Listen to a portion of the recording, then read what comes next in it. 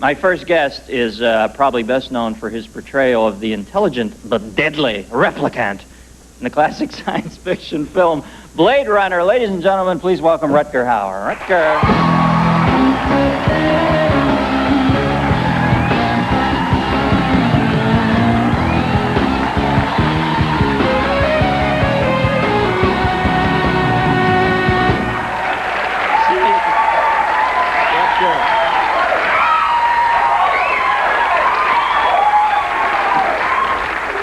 Now, see, man, you were so good at that, what is it now, 10, 12 years down the line?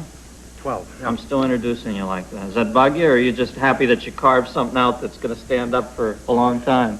No, it's Blade Runner is probably one of the most unique films. It's #1 on Laserdisc, and you know, it was denied a nice or at least a decent screening.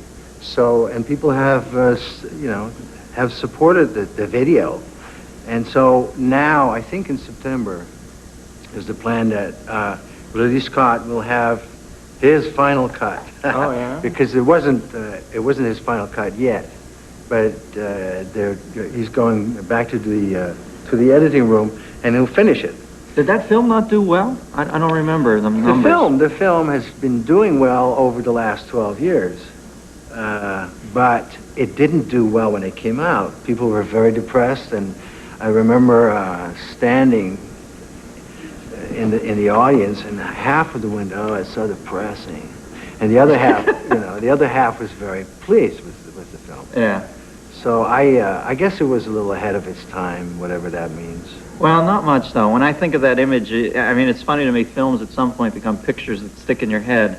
And that riveting image of you at the end looking down on him as he's helpless in the water. I mean, isn't that weird? I mean, that's like over 3,000 days ago. That still sticks in my head. That's what we're here for. We try, and it doesn't always work, but that's what you want to do. Yeah. I guess you want to sort of stick it in people's soul and hope that it will stay. Well, that stuck with me at least. I know that. Now you've got a new one out. It's called Split Second. Yeah. Another bit of a futuristic murder thing? Yeah, it's a little closer. The future is coming closer too. So, and it's very expensive to design all that stuff.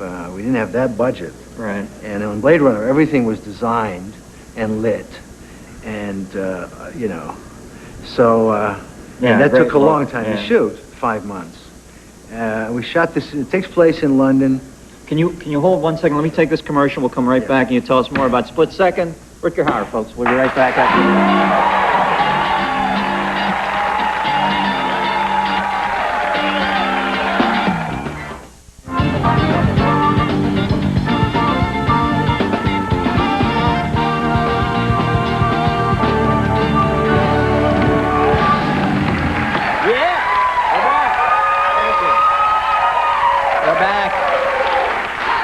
We're back with Rutger Hauer. We were talking about the new film, and Split Second takes place in London in the near London, 2008. They put an American cop who's burned out, who's played by me, and a British kid who wants to be a hero. They put him together to find this killer, and the killer turns out to be a really, really, really weird guy. And London is sort of half and half underwater because of the global warming, and so it's sort of, it's a hell of a ride. I thought in the notes I read, is the killer a guy though, or a monster guy? The killer turns out to be sort of like half and half. He's a weird guy. Yeah. Yeah. Doctor. Surprise. It's a nice surprise. You never really get to see it. Well, it was up until the point I laid it on for you. I'm sorry.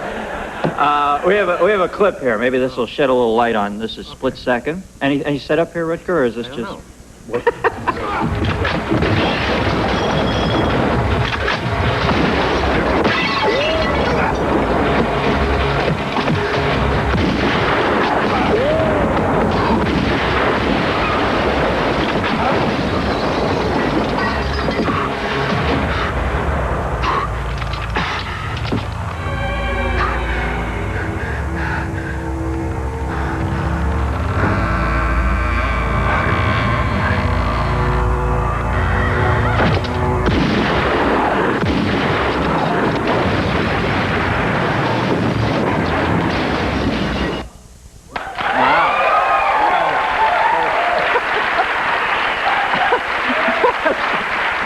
You know, go ahead. Do you like the dialogue? Well, you know, first dates can be crazy, can't they?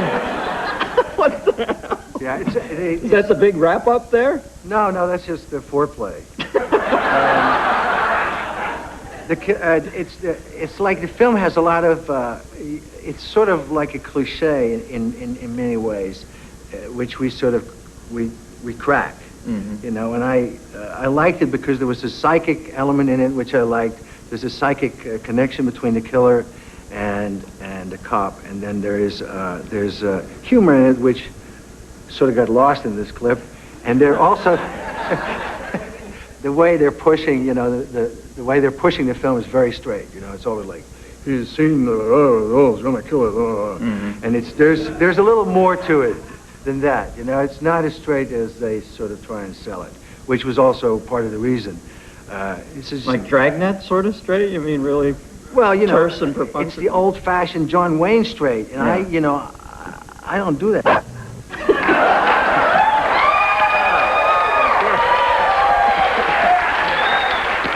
Yeah. Now I want to ask you: does the violence in your films ever make you cringe? I remember I saw you in a film. You know, you got those steely eyes. You're kind of good at the violence thing. But in Nighthawks, there's that really that image when you're in the tramway over the Roosevelt Island and you rake that woman with the gun, and that's so violent. Yeah, I remember I know. thinking, God, Yeah. that's the most violent thing I've seen in a it's mainstream awful. film. Yeah. Does it ever give you the creeps, or you just view it as... This one was really curious because they put that in later. I said to the pilot of the helicopter in the film, that was in the script, I said, don't come any closer because someone's going to die. Right. And the pilot makes some mistakes, but later on they decided that it was better if I would say, this one is for you, the Silva. And I'm sure that Stallone wrote the line. It was like, so So it was added on a little later. some of it some of it is added later. And I'm not that afraid of, I think pictures are sort of a reflection, although it's all illusion and fiction, even the history pictures that we do is all shot from one point of view, and sometimes you need violence for the story. Well, the character was the state-of-the-art terrorist. Well, yeah, this one was really sort of based on a life guy. He's still around. So if they want that, it's really up to the director what he wants to do with it. And I'm not afraid of it, as you know. Well, terrorists are terrorists, so you played a brilliant terrorist, I'll give you that. Well, the new film is, Split Second. I see this other one coming out. I love the title, Buffy the Vampire Slayer. Yeah. Buffy. Yeah. And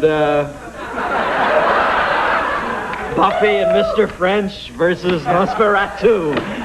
No, it's great. It's Donald Sutherland is in it, and Christy Swanson is doing the lead, and the kid from 90210, right? Luke Perry and Donald Sutherland, and so you got a really interesting team of talent.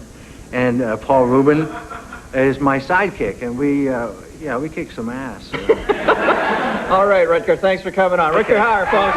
We'll be right back with Tom Arnold right after this.